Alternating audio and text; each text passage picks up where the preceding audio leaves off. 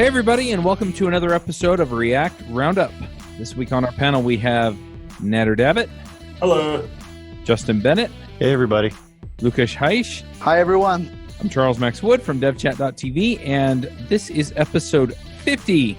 Hey, folks, I just want to let you know quickly about Netlify. Netlify is a really cool system for hosting what are traditionally known as static sites. However, the real benefit that I've been finding is that I don't have to mess with a back end.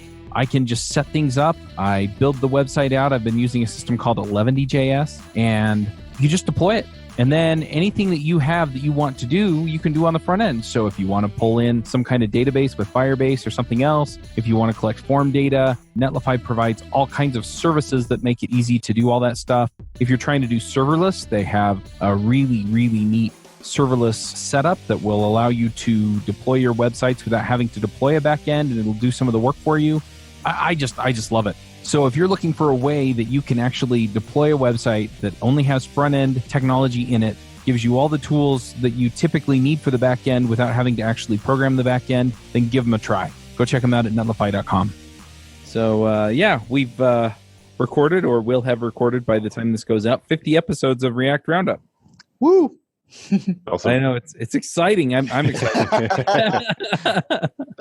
It's amazing.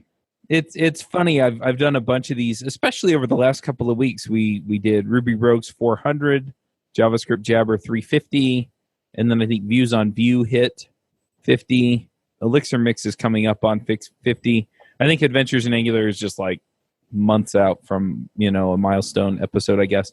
But it's always fun to just stop and kind of go, okay, so let's talk about the show itself instead of diving in on a React topic. And people like to know what we're doing and where we're at and all that kind of stuff. So I figure we can start there and just kind of let everybody talk briefly about where they're at these days as far as where you're working and what you're working on and things like that, if you have other projects that you're doing and just stuff like that. So, Lucas, I'm going to make you go first. All right. Yeah, so currently I'm working as a senior front-end engineer here at ZocDoc in New York. So I'm working on as soon as you hit www.zocdoc.com, that's the website I'm working on. So currently we are, I'm working on initiatives that are like geared towards performance, SEO. Like SEO is a big part of our product here, and I'm very involved with making sure that I spread the front end knowledge through the company, right? So I help run a front end guild here in the company. So every 2 weeks we have 1 hour of presentation of people talking about front end solutions to problem they had, or front end technology ideas for future problems, or knowledge sharing. And I always try to be as advanced and basic as I can. So I'm starting on next week a basic CSS. The last 10 minutes of every front-end guild meeting will be a basic CSS meeting, because that's the kind of thing that we never stop to really study. So I'm excited for that, to share this knowledge. And that's it. I'm always reading, always studying, always make sure that everybody around me that asks questions learns something. That's what I've been doing. Nice. Justin, how about you? Sure. So I'm a senior engineer at Artsy, and I really jump around. So my specialty is kind of front end, but I this quarter I'm on our platform team. So I kind of do a little bit of everything. My kind of favorite things to focus on are performance. I really like web performance in general, which is kind of one of the things that motivated me to get more into front end.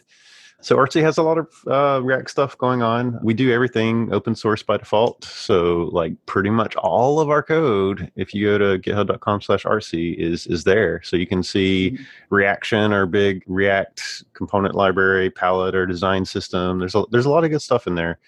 We try to, learn in the open. So we have an engineering blog. The culture is really interesting.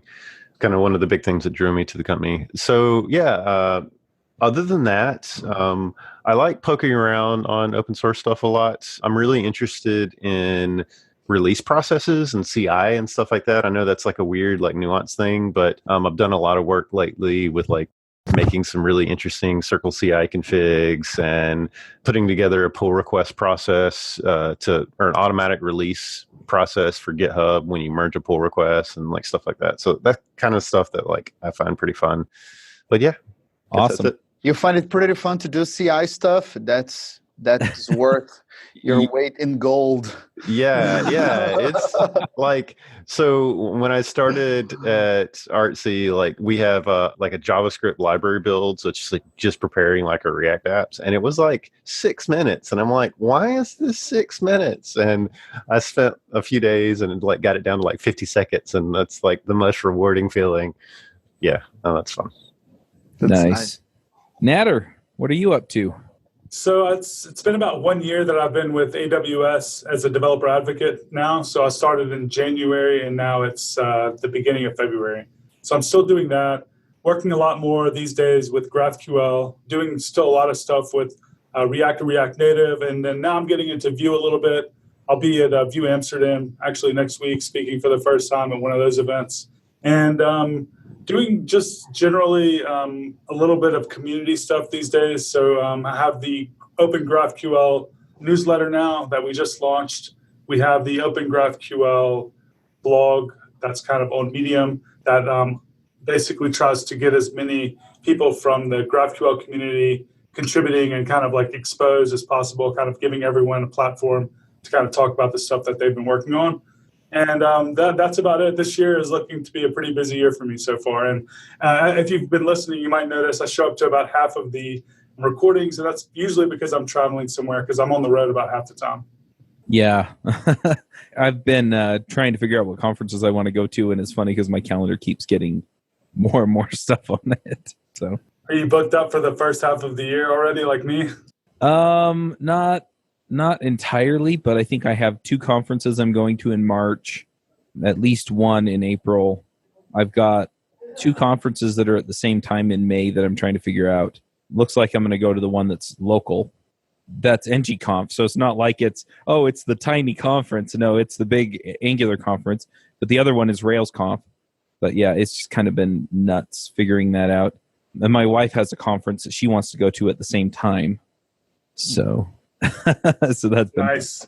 But yeah, it's kind of hard to prioritize. There's so many good events. There's so many events actually. Like it seems like over the last couple of years, there's been an explosion in the number of meetups, conferences, just everything, just things going on. It seems like people are really, really getting into the community stuff, which is pretty cool. Yeah. Well, the other thing is that some of the events that I'm looking at are not programmer events. They're how to run a small business events or how to do social media events, because I'm running the podcasts. So I guess giving my update, it's kind of going to be a little bit of a blend, I guess, of personal business and programming. But most of my time I spend chasing stuff down for the podcast. So, I'll either be talking to sponsors or, working with Michelle to make sure that guests are getting lined up or training people. Lately, I've been hiring people to write show notes. So, I mean, it's just been this really kind of blend of everything. And then around Thanksgiving, I started having some health problems, and they went away and they came back, and now I'm dealing with kind of the getting back to normal effects of some of that stuff. So that's also been going on. And then I also started a new show called The DevRev back in November, and so I took about a month off of that, just Christmas, New Year's, and then the not feeling good kind of stuff.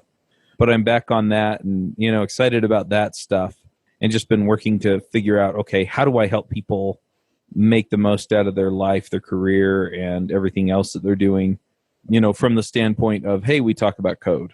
So, it's been kind of crazy. One other thing that's kind of been clarified for me over the last little bit has just been the mission of devchat.tv. And this is something that when we did episode 400 of Ruby Rogues, Eric asked me about this. And he... I basically boiled it down, and I've kind of said it already, but I really am interested in helping people find the freedom and fulfillment that they crave from coding. So that could be a career, That could be open source. It could be stuff in your spare time. It could be whatever, right? So some people, they just want to go to work, get off work, go surfing or skiing or whatever. And other people, they really want to be part of the community. And so I want to enable all of those different lifestyles, right? So how do you get good enough to have the lifestyle where you can just go surfing in the evening?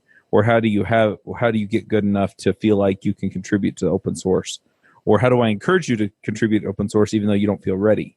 It may be a little of both of those. So, just things like that I'm really looking at and talking about. So we're working on getting guests that kind of fit that. We're probably going to have a few more soft skills type episodes on some of the shows. But yeah, that's kind of been the focus here. And I'm kind of figuring out what that all means as far as how we do things here. And then I've just been working on the business stuff. So it's training people and making sure people know how to do all the things that they need to do. So the shows go out on time and stuff like that. And that's been an interesting challenge over the last little while. So yeah, that's what I've been working on. And then, yeah, I've been looking at conferences too, because conferences for me are a terrific way to reach out to people in the community and hear what people are talking about. It's also like the conference talks are usually on topics that are, kind of top of mind for the communities. And so that helps me kind of get an idea of what we should be talking about on the show. Now, I deviate from that fairly frequently, but, hitting those is also important. And then a lot of folks that are willing to sponsor conferences are also willing to sponsor podcasts. And so usually I can talk to some people that will help us keep the lights on and the doors open so that you all can keep listening to us. So yeah, just stuff like that. A lot of stuff like that. So yeah, I've been wanting to go to some of those podcasting events and things that are not programmer specific, I guess you'd say. But it's just been so hard for me to find time in my schedule. But the one that I'd like to go to is that one in Vegas. Isn't there like a big podcast event there every year? There used to be. They used to do Blog World, and then they started a new one called New Media Expo. And then Blog World bought New Media Expo. This is more story than you want. The short answer is not anymore. The long answer is, yeah, essentially. So they did Blog World New Media Expo for a couple of years. And honestly, the event was pretty good, but it was mostly focused around blogging. And then they had the podcasting tracks. So they usually had like 3 tracks for podcasting. And then the people who bought it, the Blog World people, decided that they wanted to team up with the National Association of Broadcasters, which is more radio folks. And that pretty much killed the New Media Expo. So where do people go these days? So this year, I've gone every year but one to Podcast Movement. And that's a terrific conference. If you're looking to go to a podcasting conference, that's a really, really good one. This year, I'm also going to PodFest, and that one's in Orlando. I've never been to that one before, so I can't say one way or the other, but I have had a lot of people tell me that it's terrific. Anyway, those are the ones that I'm going to. I'm also talking to a few people. Maybe I shouldn't say this on the show since I have absolutely no plans whatsoever and nothing concrete to share. But the issues that I've had with Podcast Movement moves around, but PodFest is in Orlando every year. So Podcast Movement has typically done last year they were in Philadelphia. This year they're in Boston. The year before that they were in Anaheim, California. And so they've kind of moved it back and forth. The first 2 years they were in Texas. But it seems like they are leaning a little bit more East Coast, which is totally fine, but I don't live East Coast, right? I live in the West. And so I've been talking to a few people about starting a Western U.S. podcast conference. And there are a bunch of other smaller conferences around, so you can definitely hit those as well. But I've been thinking about doing that. I don't know if I'd want to do it in Salt Lake or in Las Vegas, or if I'd want to find something in California or something. I can only imagine it gets more expensive if you go to California, but there's a ton of conference space in Las Vegas, so you may be able to bid one against the other and see what you can get, especially since I'm totally willing to say, no, I'll just do it in Salt Lake. It's easier. So right. That would be cool. But yeah, so that's one thing that I'm looking at. I've also thought about pulling together my own programming event that is really just kind of a giant, I don't want to say career workshop, but that's kind of what I'm looking at. And so it would almost be a soft skills conference.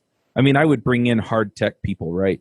So we might have a React track and a Vue track and a JavaScript track and a Ruby track and a, whatever, depending on how big it is. But I really want to have the conference that's basically, hey, look, come in and learn how to make your team better. Come in and learn how to make your situation better. Come in and learn how to, I mean, for new people, we'd have workshops for how to put your resume together and, how to get into open source so you can build your resume and stuff like that. And then for the more advanced people, if they need any of those, they can hit them. And if not, then it's, hey, look, let's learn, not like the deep esoteric stuff that you're probably, you could use in a React app, but let's kind of get you the next level React stuff, right? So, we might have a basics workshop for React, but then we'd also have like an intermediate, where it's like, look, here's all the easy basic stuff that the beginners have to know. And then here are the challenges you're going to run into at the next level, and kind of help people level up that way so that they're more competitive in their careers and they can contribute more at work and they can contribute more to open source and things like that. I'm still formulating what that is, but yeah, I've been looking at something like that too. Yeah, that's really interesting. I think a lot about those like soft versus hard skills. One thing I think about is this the correct like terminology we should be using? It's so weird, like hard and soft in this context, right? I preach this all the time, and it's interesting that, or I preach this principle all the time, and I'm going to put it this way. So I have a brother, I have a cousin, I have a bunch of friends that are in computer science programs in college right now. And I've had pretty much every one of them come to me and say, you've been in programming for a long time, you talk to a lot of programmers, what is the skill that we need to have in order to be competitive? And I look at them and I go, yeah, they're not teaching you those, it's communication skills. That's it. And it's super funny because like 10 years ago, 20 years ago, 30 years ago, you could get away with not having as many of those skills. Now, if you wanted to go work for a bigger company like Microsoft or things like that, they were building complicated enough software to where you still had to have those skills. You had to be able to communicate. But anymore, we don't build software without collaborating with other programmers. It just doesn't happen anymore. Yeah, and it's interesting because one thing I don't know if I like this like hard and soft thing, because first of all, it seems that to create a separation, like anytime like something gets advanced enough, it goes into like the soft skills territory. Yeah. Like when I'm like code reviewing here, like you could imagine code reviewing a PR of a bug fix is something that would be like hard skills. But what I'm talking, like it's like not at all, right? And even like the code, like the way the code should be structured in the end is like you need to communicate to other people with this code. People should understand what's happening here, because it is like a hard problem that in the future there will be like other bugs and we need to understand what's happening in order to solve. So it's really interesting how sometimes I think that this like hard and soft the differentiation. I completely agree. Yeah, right. Yeah, I think it's like all part of the same. Whenever we watch those movies with like the elderly and the wisdom of the master, and they say like it's all the same thing, right? And you're like, oh, this is like movie stuff, but it's all the same thing. Yeah, we did an episode of JavaScript Jabber yesterday, and we're about as far ahead on that show as this show, so it'll probably come out within a week or two of this episode. But we were talking to Anatoly, and I'm going to totally butcher the poor guy's name, Zaslavsky. And it was really funny because we're in there and we're talking about it. And we start out talking about a testing tool, right? Which is very hard skill end. And we start talking about, okay, but this is how you use the tool. And the tool is based on Cucumber, which was written in Ruby. But it's a JavaScript school. It's Pickle.js. And we must have talked our way around this like 3 times, where it was, this is a testing tool, which is hard tech, but this is how we're using it, so it gets a little softer tech, right? Because we're talking about how to use the tool, and this is how it communicates to other people, and this is how it helps people stay in the system, or helps us retain people. But this is also how it helps make the code better, which is hard tech again. And so, we just followed that circle like 4 times. Yeah, and the reality is it's all connected and it's all important. And there isn't a clear distinction between hard skills and soft skills. I mean, there are things on both ends of the spectrum, but if you're failing on one end of the spectrum, you're going to lose programmers because they won't be happy. And it doesn't matter which end of the spectrum you're on. Yeah, I think at the end of the day, we write software, the way that we write it, to be read by other humans. So, just the whole process of even creating software is a communication process in and of itself. It's like, the whole kind of this whole really hard debate on like, do you just rely on readable code, or do you like add a lot of comments, or like what this balance is like? That is a communication issue that we're dealing with, is how do we build these solutions for our business in a way that is understandable, that communicates context, that communicates importance and all that stuff. And so therein really lies the ultimate challenge. Is, I would say, very little of our jobs are actually solving really hard, complex, like software problems. And most of it is understanding the tools that are available to ourselves. So like, stitching pieces of different things together. That's a really hard thing. And B is just like communicating about solutions, because any software project ultimately just builds on itself. There is one concrete example here at ZocDoc that we have. And this is an interesting one. We have our search page, right? When you're searching for a doctor, you're searching for like a dermatologist, something like that, right? Our search page has like the different items when you search for it. And the name of the component was like doctor card or something like that, right? So that's a doctor card. So we always like had issues with our code. So people were asking for stuff. There's like, you have the times grid where you can choose the times in the doctor card and stuff like that. And people were like asking like, why are we seeing like more than one, like the same doctor in different results? Problems were like popping out from time to time. And then when I stopped, there was one moment where I stopped to really look at that part of the code, and I was like, this is not a doctor card. This is like a doctor location card. This card is like a combination of like one doctor and one location. A doctor may work on multiple locations, right? So that's why you may see like the same doctor multiple times in the results. And it was funny like how renaming a component from doctor card to like doctor location card solved a bunch of tech issues after that, because it was like the concept was much well communicated at that point. So a bunch of things that people were thinking there were bugs or problems and were even acting on those, they were not. It's like the concept was not well communicated for a long time. So as soon as a small rename in a component communicated so much about that particular piece of technology and solved a bunch of technology issues related to that. So that was like a really interesting, I did not expect that to happen, but like the amount of problems that comes from that part of the code is like so much less now. And I believe a big part is like just sitting down and trying to understand, wait, what is actually that we're trying to represent here? What are the concepts here? Rename one component and a bunch of problems are solved. This was a really interesting, like hard and soft skills kind of situation. Well, it's funny too how many conversations I've had with programmers where we're working on the same project and we're arguing, well, this should be this way. And it's no, this should actually be this way. And then eventually you dig in far enough to where you're going, okay, well, this is this and this and this. And they go, no, it's actually this and this and this. And you figure out, okay, we're talking about two different things, or we've made different sets of assumptions about the same thing. And so you boil it down, you clarify that one or two things, right? And in this case, it was just adding a word. And it's like, oh, okay. So when we talk about it in the future, this is what we mean. And then everything else clears up. Oh, I see what you're saying. Yeah, what you said makes sense here. And what I said, kind of gloms on over here on this other thing, because now we're talking about the same thing. Yeah, this is interesting. An interesting thing I think happens a lot in this podcast. Maybe it's because of the format of the podcast, but you need to talk about things, right? You have audio is your tool here. So you need to communicate well. I like how we're always like, sometimes we're, the subject of one episode is like a really technical subject, like the microstates library, something like that is very specific and quote like hard tech.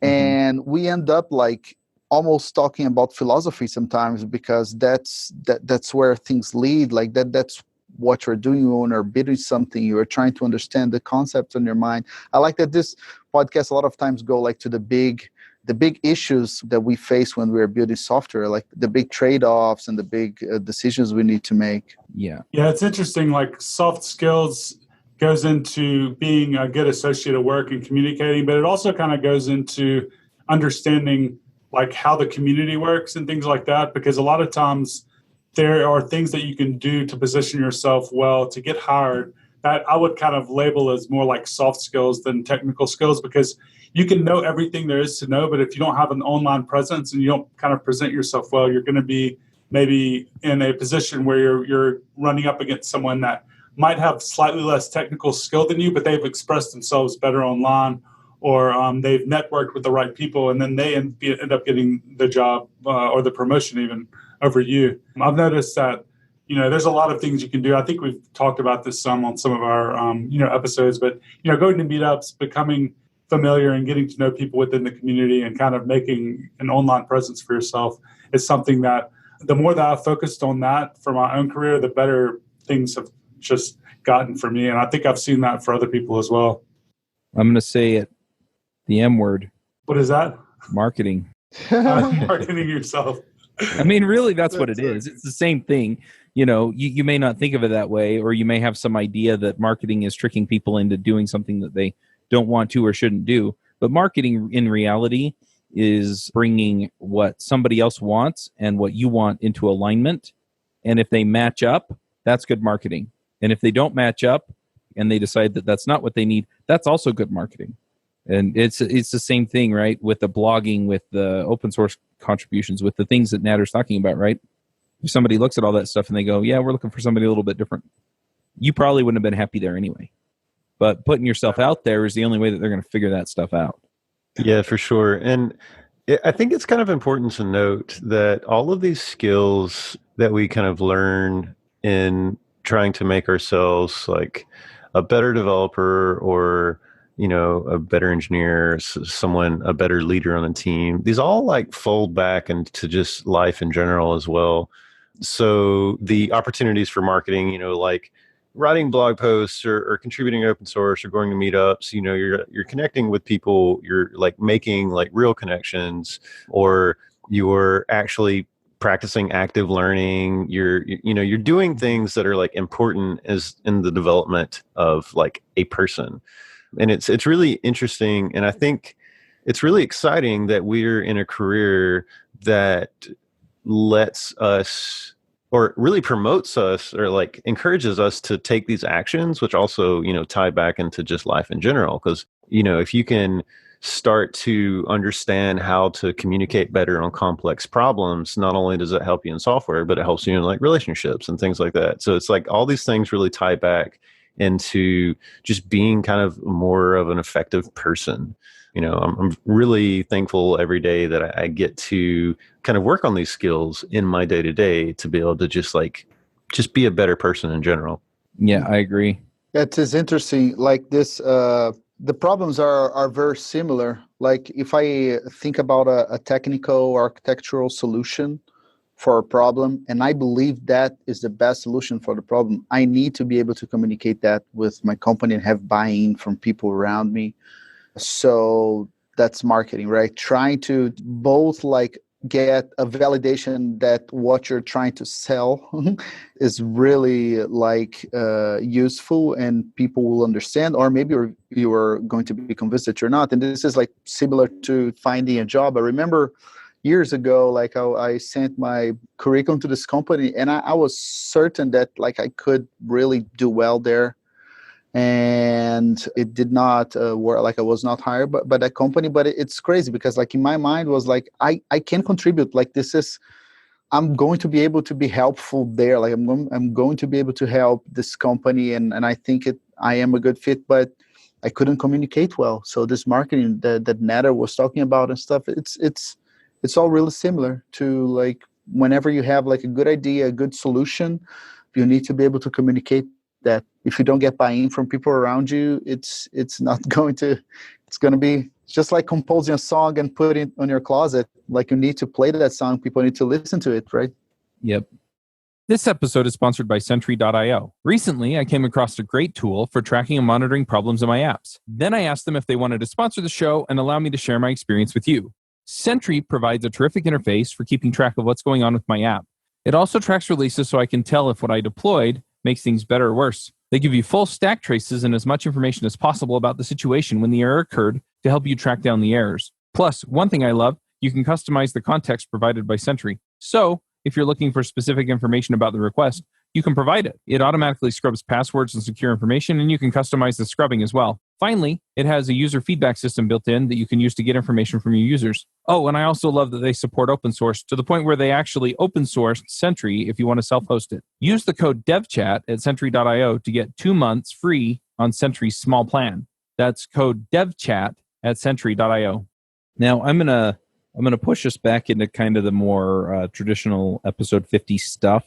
I want to do an episode on this and just talk through it because Nice. I think we're all kind of agreeing on a lot of things, but a lot of the ideas that are coming up too are really, I think, powerful enablers for people to think about things and then go, I can do that. So, but yeah, so going back to episode 50, what's been your favorite episode so far that we've done?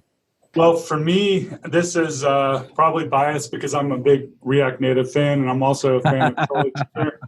That's the That was a good Expo one. with Charlie Cheever episode.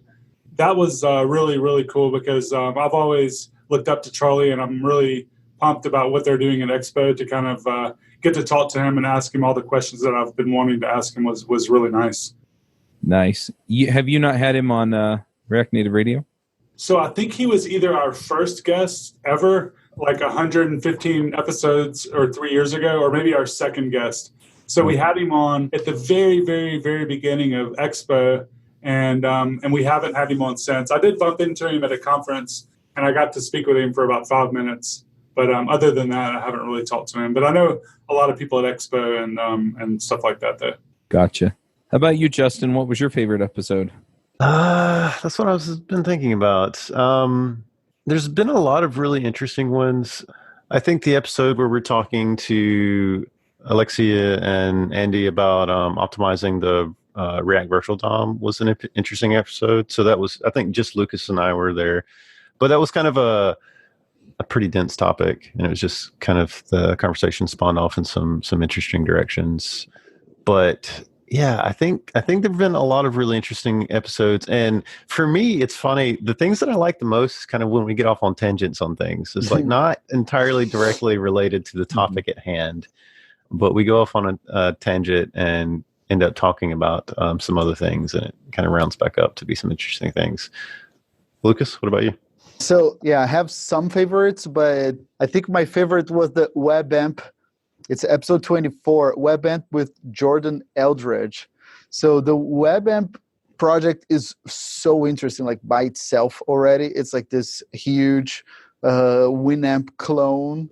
It's amazing by itself. And talking to Jordan was really cool. Like he has like the story of the project was really interesting.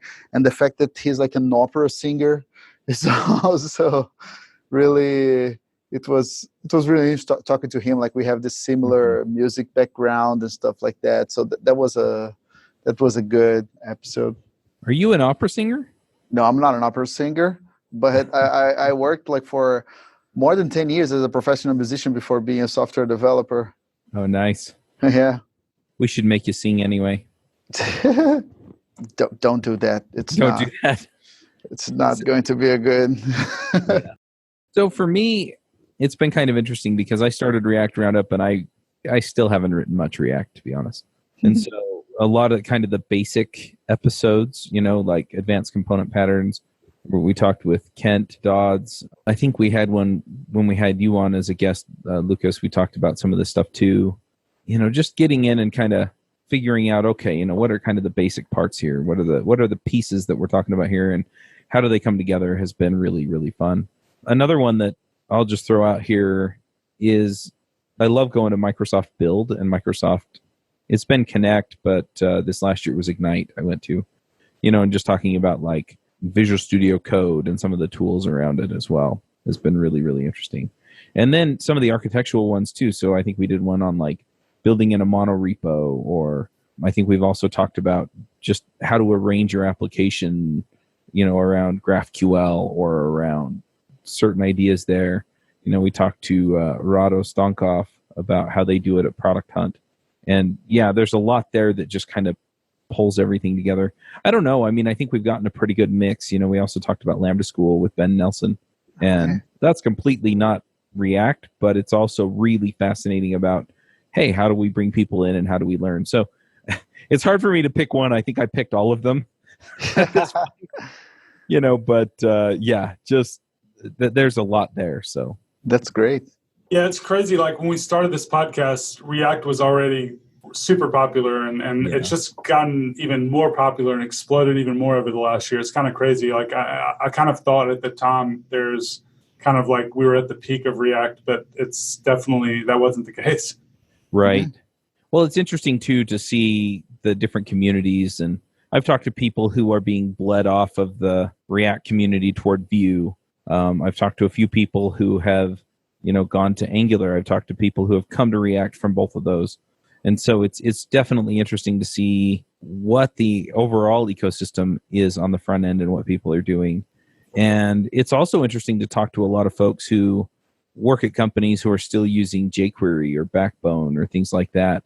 And, it's just they have something that works, and that, they're maintaining their expertise there, and then they're looking ahead for other things. And so I think there are a lot of people out there that, we're not talking about the stuff that they care about, but we're talking about the stuff that they're playing with.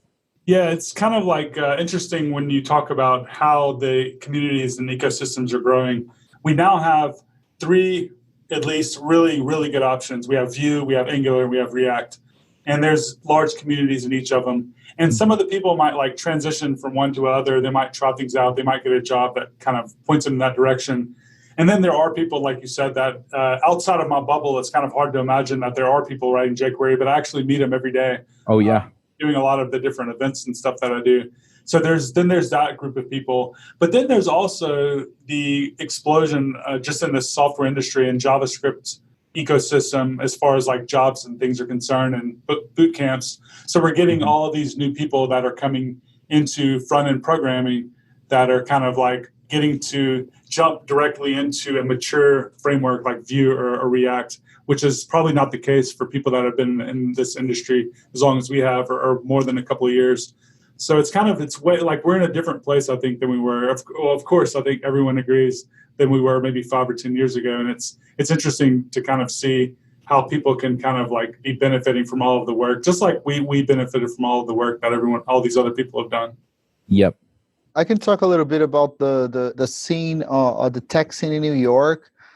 I would say like it's maybe like 70% React and maybe 30% Angular. I still did not see like job descriptions saying like they use Vue here. Like who is Vue like much smaller than these two, or is it like a particular type of market that is not present in New York or something like that? I can talk about this a little bit because I actually used to be an organizer for Vue NYC. I did that for about a year. So Vue is definitely on the uptrend. There's a lot of companies that are starting to pick it up. The last company that I worked at got bought out by Discovery Communications, and they use a little bit of both. So they use React and Vue for things.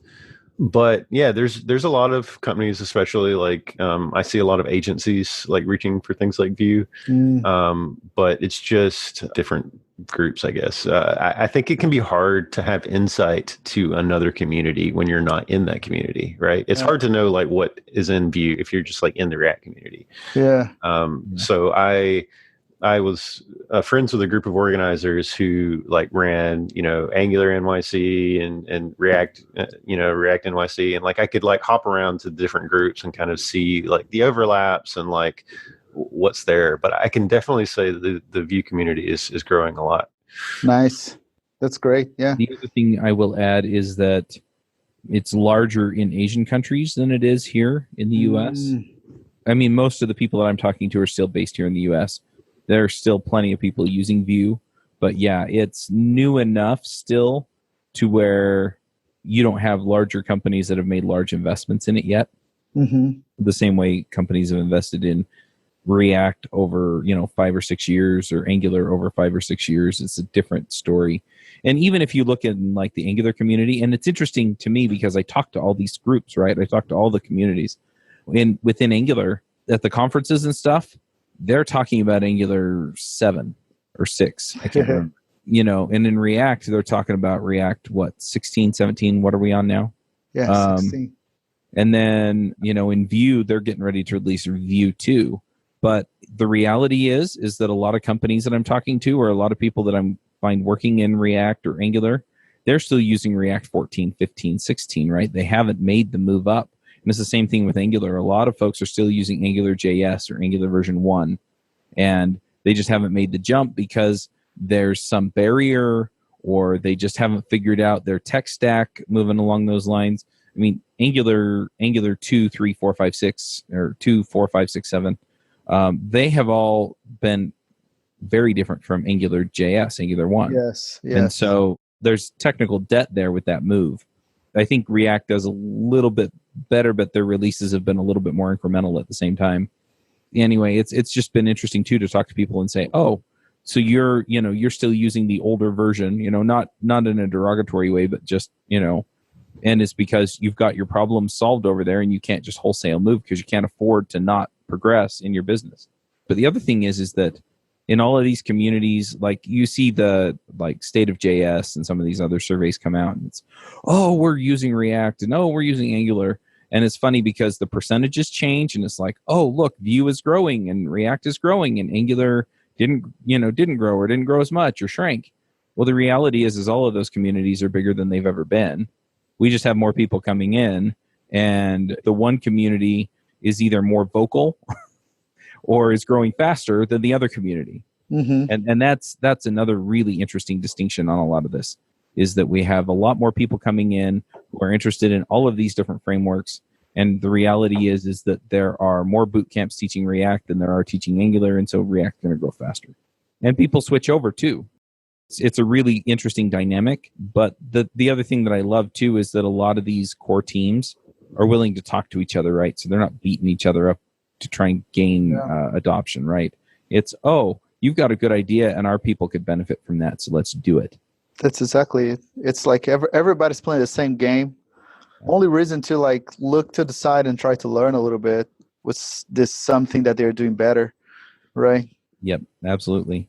But I know the people who do the documentation for Vue and for Angular on angular.io and vuejs.org, I can't remember. The traffic on both of those sites have steadily risen, right? I don't know anybody who does the React documentation, but I would bet that it's the same thing there. So there are more people doing it, and it just depends on who you're talking to as far as how much the community is growing and what that means to that community. That's nice. So I'm kind of curious, what do you all think's coming next with React? I think Justin said something about Hooks Day or something. Yeah, well, so Hooks is done, right? What's next? Hooks is done. Suspense, really rolling out actually rolling out for the data loading and stuff. Yeah, I've been playing around with that for the last couple of months on and off, and I actually spent quite a bit of my day, trying to put together a reusable component that would allow, a better abstraction, I guess, over React Cache with the current version of React Cache and data fetching with Suspense. And it's actually a super nice API. It's really nice to use, but I was unable to figure anything out, an elegant solution, I guess, for any type of data architecture. So whether that be working with GraphQL, with Apollo, or working with Redux, or any type of context, anything like that, I kind of wasn't able to figure anything out that wasn't just completely terrible. And probably it's because I'm not smart enough, and someone smarter than me will figure something out. But I just feel like it's going to be a tougher abstraction for state management. But maybe, I don't know, I've probably spent more time than most of the people on the show messing around with it, just because I have spent quite a bit. But if anyone else has any ideas there, I'd be interested to hear. Maybe if you're listening to this show and you have some ideas, ping me. Maybe one of the other hosts kind of has some ideas around how that might work. Yeah, that's great. Yeah, I've been thinking a lot about Suspense too. We can definitely do a whole episode on that. The thing that I'm excited for is the concurrent React. Actually, if you look at the roadmap, it's probably the most boring thing, because it seems nothing's going to actually change in terms of code. There's no fancy techniques, but the concurrent rendering part, like React, being able to pause a little bit rendering to deal with things that are important, more important than others. This is the thing that I'm really like hyped to see in action, because React is still like a large library, and the load time is still complicated, and it's difficult to make real world applications in real companies that do not have a lot of JavaScript. It's complicated to do those things. So I'm excited to see like our website blocking less user interaction. Like I'm excited to see that happening in React. So the concurrent rendering, like if there's a big time, we server-side render, but the user still needs to wait like a couple of seconds to be able to interact with the input on our website. So I think that concurrent React will deal with that better. I'm excited for it. Is that going to be something that people have to like learn about to use, or is that going to just be out of the box, like an implementation detail that we don't have to worry about? Yeah, I think a bunch of the things will be out of the box.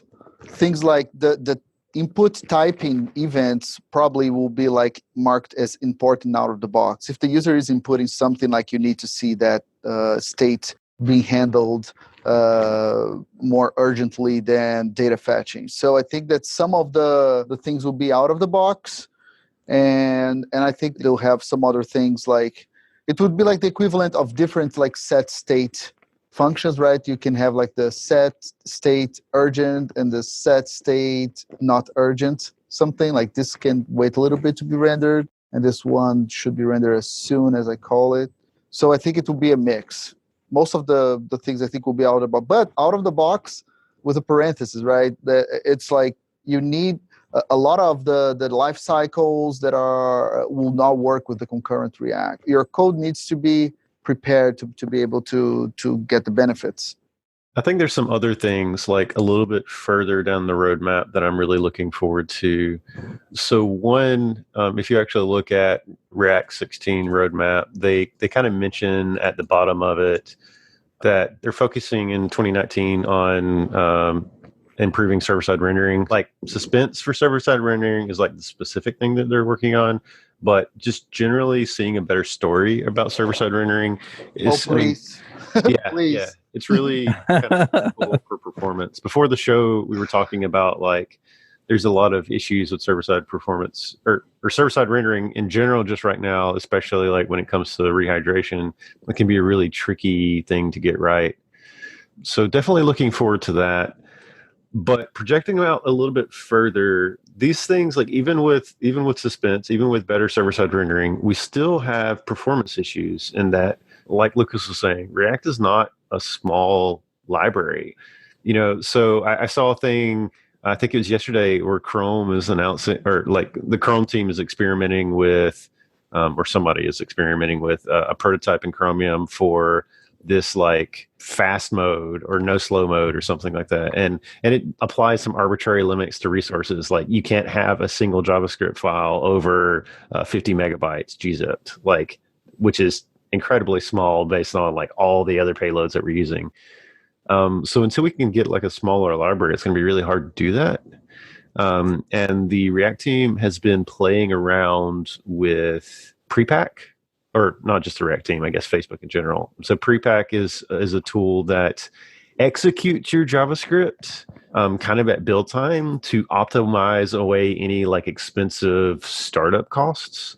So like, let's say somewhere in like one of your JavaScript files, you had like an array of like strings and you're like mapping them and like doing stuff with them. And then ultimately you're just using that value. The only reason you had that code there is just like make it easier to think about. But that's like startup cost. So like prepack will just like take all of that away. That and like just generally compiler improvements as the JavaScript world starts leaning more and more on like compilers to optimize things. Of smart phone-based, whatever other sorts of optimizations, like advanced optimizations we can get out of the box. Yeah, I like that too. Sorry, I didn't mean to interrupt. Go for it. I don't really have anything to add, actually. Good deal. This is interesting. I'm always looking around in terms of like different languages that compile to JavaScript to see how they're dealing with the current issues. This is an interesting one. I think it's ClojureScript that they compile to JavaScript, but they compile with like Google Closure compiler compatible code, and then you can run the Google Closure compiler optimizer to your code that does exactly like what prepack does. Like if a function is called, like, for instance, if the same function is being called all the time with the same like first parameter set to a value, they just like hard code it to in compile time to the function, things like that. So, and ReasonML also does that a lot with their own compiler. So this is something that can help a lot in that regard. I'm excited to see that. Reason React is something that I'm always looking at, because it seems that these communities are more like on, we could say like they're more like on the edge of where the tech is, and they're always like such like good ideas there and good practice, and a lot of times we see those like leaking into the JavaScript world. So I'm always keeping an eye on them too. Yeah, we need to get somebody on for ReasonML as well. Yep, that would be great. Yeah, I wrote a couple of blog posts on that, like trying to learn it and like learning in public, right? And it's really interesting. All the other languages are like, okay, so we have this language that we really like Clojure or like F#, and we want to also be able to write front end code. So let's do it. And Reason is doing like a different. They're doing different approach. They're like, you already like a JavaScript developer, like, let me show you something that you may like that is different. So they even like, it's based on OCaml, so they even change the syntax to be like friendly to JavaScript. It's a different commitment you have to make to start using Reason, and it's interesting. And a lot of the first like developers in React, like Jord Walke, that if I'm not mistaken is like could be called the inventor of React. He's there working on Reason React now. So that's interesting. Yeah, he's definitely working on Reason at this point, which is, it's interesting stuff. Okay, I'm going to ask one more question, and then we will go to picks. And this is one that came up on, I think it was the JavaScript Jabber one, and I just found it fascinating look into, our co-hosts and guests. And anyway, so the question was, what do you do to unwind or to decompress when you're not at work, when you're not working on something where you have to have that focus? What do you do to decompress? Natter, go ahead and let us know. Yeah, sure. I'll start this off. For me, I like to exercise, so I like to work out. I also like to cook and eat food. So I'll either be cooking something at home after I get off, or going out to eat with my wife and sometimes my kids. And then on the weekends, I actually like to crack open just a typical paperback book and read some good nonfiction. And that's about it. I actually really enjoy programming. So a lot of times to unwind from my day job of programming, I'll actually do personal projects and programming, and that's actually kind of relaxing for me. Nice. What about you, Justin? So it kind of varies. It really depends on my mood and how much energy I have and stuff like that. So like Nader, I kind of am, my mind is always sort of working, and sometimes it's really hard for me to just disconnect completely. So I tend to lean on open source stuff a lot to just kind of get out some of this energy. So I've been working on a few projects recently just to, kind of occupy that mental space.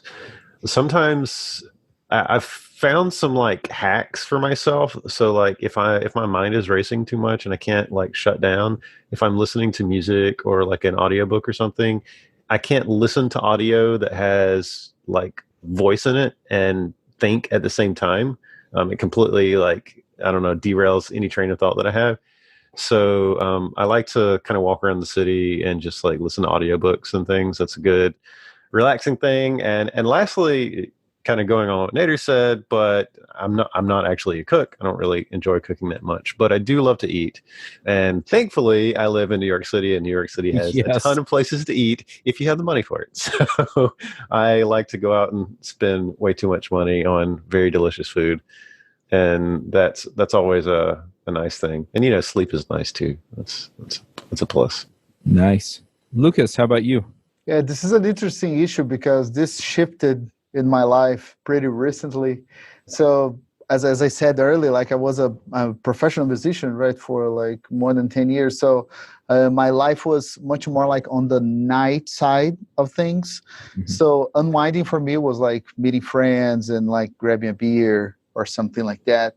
And nowadays I'm like on the opposite spectrum on that. Like if I need to recharge my batteries, it's through like exercise, through like eating healthy, meditation. So, and it's really like doing things for your physical health. It's really like the more you do it, the more you understand that you are actually like recharging your batteries. So this is something that I like if I, after like a tough day, like if I have like this really difficult days that like my mind, what I do, I go sleep earlier so I can wake up earlier the next day and like go to gym and something like that. So it's interesting. Like I never thought I would say that and do that before. Like, but that's it. Focus on your physical health. Yeah, makes sense. So for me, it's funny because you mentioned working out and, with some of the health stuff that I've been going through, I was going and I was running a few miles every day or every other day, depending on what my running coach told me to do. And, I haven't been able to do that for a couple of months, and it's really affected me. I go walk, I can go walk for 45 minutes, but it's just not the same. And, as when you push it, I guess. So anyway, that's one of my things though, is just, and usually just to change the scenery. Like sometimes if I need to just get a little bit more work done and focus, and I'm having trouble doing that in my office, I'll just, head over to Denny's or something and use their Wi-Fi. As far as unwinding goes, I listen to podcasts. Big shock there, right? We produce plenty of them here. We're picking up production on another one for Thinkster, which is Joe Eames. Just took over as CEO over there. Yeah, I saw that. That's really cool. I've been following Joe ever since I started listening to your podcast. Yeah, so they just recorded their first episode, so we're getting that together, and my team is going to produce it for them. I'm really looking forward to that, and so I'll probably just tell everybody about it when it comes out. But yeah, so listening to podcasts. I also listen to audiobooks. So recently I listened to the latest Brandon Sanderson book. I wish the guy would like work on the other series that I've been listening to instead of giving me more series to wish he had the next book out on. But I can't complain too much because Skyward was awesome. So, but yeah, I do a lot of that. I have a game on my phone that I've been addicted to for a while, and it's called Disney Heroes Battle Mode. And so sometimes I'll just sit and play on that. There are a couple of different ways to play it, I guess, or missions that you can do that, will take you 20 minutes. And so sometimes that's nice just to unwind that way. And sometimes, and this is going to sound really weird, and then I'm sure I'm going to get a bunch of people saying, that's not weird. I do that too.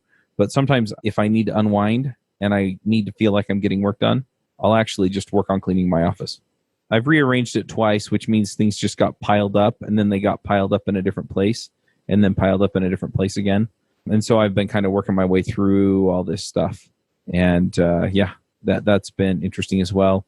Or I'll go write. Sometimes I'll write fiction. Nobody has read my fiction. Or I'll go work on my how to get a job book. And, I'm hoping to actually have the second draft of that done this week. So anyway, but that's also, it's work, but it's relaxing as opposed to, whatever. And then just talking to people.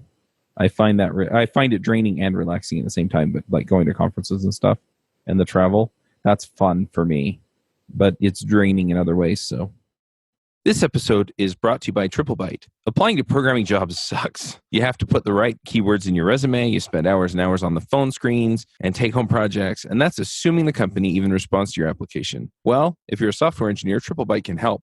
They work with over 400 top tech companies, from big names like Dropbox and Adobe to exciting startups. You do one brief online interview with them, And if you do well, you go straight to final interviews with the company on their platform. It's like the Common App for software developers. TripleByte does not look at your resume or where you went to school. All they care about is if you can code. I've helped dozens of software developers with various credentials get jobs, and this looks like a terrific way for you to get in and get interviewed and get a job without a lot of the hassle and overhead. You can go check them out at triplebyte.com/react. That's triplebyte.com, byte as in 8 bits. As a special offer for listeners of this show, if you take a job through TripleByte, they'll offer you a $1,000 signing bonus. All right, well, here's to 50 more episodes. Let's do some picks. Justin, do you have some picks for us? Sure. So I find myself recently focusing more and more on design. So design is a concept that is really challenging for me, but I think is also really rewarding. And I kind of want to get to that point where I'm like the Renaissance engineer, right? So I want to be able to build a product from start to finish myself. It's a very, very challenging thing to do, and it takes a lot of diverse skill sets. So I got a few design related picks that I think are kind of fun. So one, I found a open source font today. It's called Enter, which is kind of interesting. So it's kind of designed to be very legible for like small to medium sized text. And if you have like studied like typographies at all, like picking the right font size for a small, or the right font family for a small font can be very, very difficult for like legibility, contrast, accessibility kind of issues. So really important to get right. And this font actually looks very beautiful, and it's open source, which is awesome. Font foundries often tend to be very expensive if you're like purchasing a font. So finding an open source font is pretty great. The other thing is, so there was this random design game that was jumping around Twitter that I saw. It's called Can't Unsee. So it just like tests your design eye. So there's like these challenges where you just like have two images and there's a little bit of a design variation between the two. Like one's like slightly off. So like the contrast will be off, or the spacing will be off, or, you know, these like little tiny design things. I think it's really an interesting game. And I kind of recommend people like share it with friends and colleagues, especially engineers. So one of the things I'm pretty passionate about is just like building empathy between designers and engineers, because often there can be like an artificial wall to say, you know, that's not my job and that's not my responsibility and I don't need to learn that. When I think if an engineer learns more about design, then, you know, we can bridge gaps and like come to an understanding about what we're trying to build, instead of just like, you know, pumping out this stuff that we have no idea why it is the way that it is. So yeah, I'm just going to keep it to those two. Nice. Lucas, what are your picks? So my pick is a 2002 blog post from Joel Spolsky called The Law of Leaky Abstractions. I am writing a blog post now on the same subject, and it's a classic. So this is one of those interesting like software building realizations you need to make. Like abstractions are great, they help you a great deal, but they're all leaky. There's no perfect abstraction. At some point in your life, anything that is like for enough time in production will leak, and you need to know how that thing works under the hood. So this is really important to know, and to be careful whenever you choose something.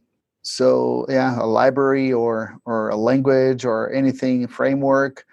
So very useful blog post, small, illuminating, the way I like it. Nice. Nader, what are your picks? So last week we had the internal React Native Amazon conference at Amazon, and I was kind of one of the organizers there. And we had some of the team from Facebook there, and they were really kind to have come on site for a couple of days and presented some stuff. But after hanging out with them for a couple of days, I'm really, really excited and pumped about the future of React Native. They have some really, really cool stuff going on that they're working on.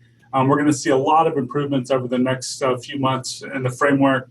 They brought some really great people into the team as well.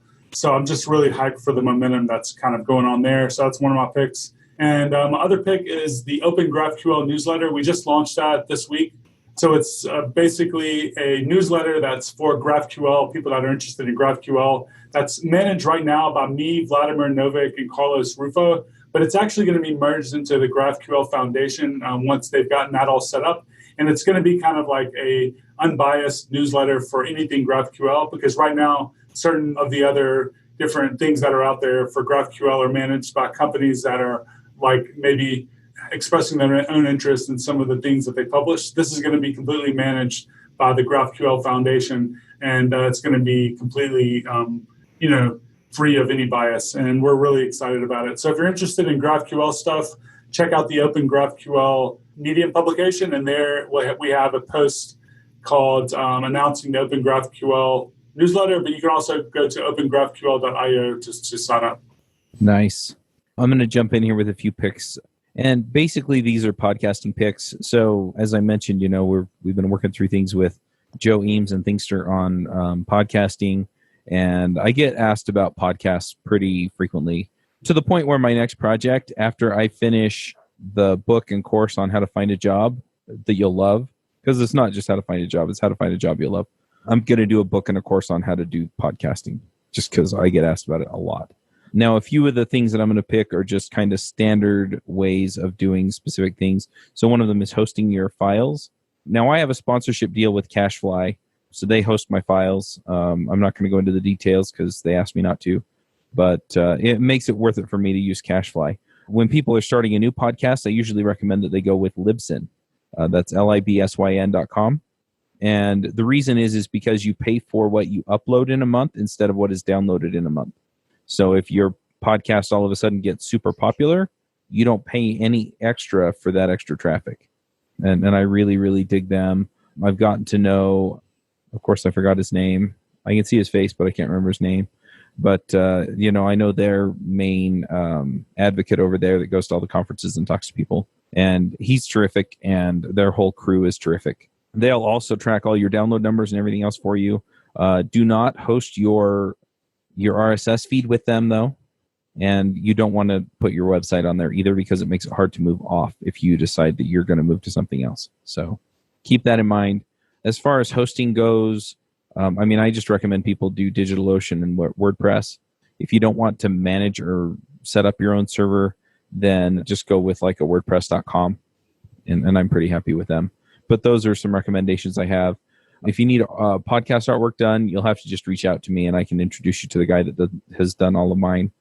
And as far as microphones go, what I typically recommend, and I have a link to a microphone that I like, but just get like a $50 or $60 microphone. They sound great, but they're not so expensive that if you figure out that podcasting really isn't your gig, that you've spent so much money on it that you wish you hadn't. So my mic is the RE20 from Electro Voice, and it costs a lot more than $60, but I use it all the time. So in your case, I really like a lot of the microphones from Audio-Technica. And so the ATR 2100 does both XLR and USB. And so you can hook it up to anything. And I really like it. It sounds good. And so that's what I recommend for that. So I'll put links to all that stuff in the show notes. But that should be enough to get you started. And then you can kind of roll ahead from there. All right, guys. Well, congrats on 50 episodes. And nice. Yeah, looking forward to getting 50 more of them in there. Sounds good. You can tell how excited we are. That's amazing. No, it's pretty cool. Like 50, that's actually a good milestone. Most podcasts, or not most, but I've definitely tuned into podcasts that kind of fall off after a couple episodes. So the consistency all around has been good. Not for me, but from everyone else. Yeah, thank you very much, Charles. You're like the host and making everything possible. That's great. Great milestone. Yeah. Well, and Nader mentioned that a lot of the podcasts fall off after, usually what I see is between 6 and about 12 or 13 is where they fall off. I've tried to make it easy enough for you guys so that you can just have information so that you can prep for the episodes and then just show up and record. And I'm doing everything I can to make that easier and easier, and then make sure that these episodes are out there everywhere where people need them so that they can learn how to make their lives better. So amazing. Thank you. All right, folks, we'll wrap up and we'll catch you all next week. All right. Take it easy, everybody. Bandwidth for this segment is provided by CashFly, the world's fastest CDN. Deliver your content fast with CashFly. Visit CACHEFLY.com to learn more.